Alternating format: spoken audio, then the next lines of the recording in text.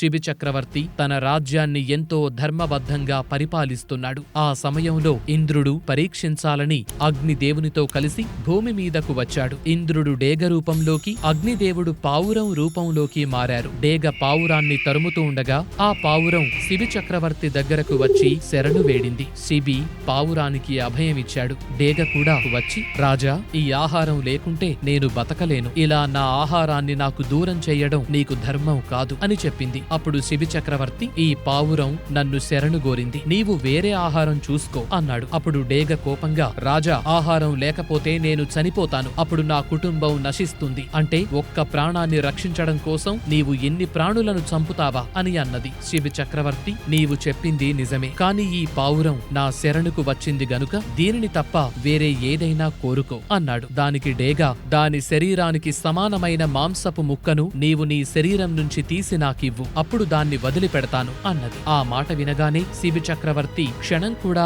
ఆలోచించకుండా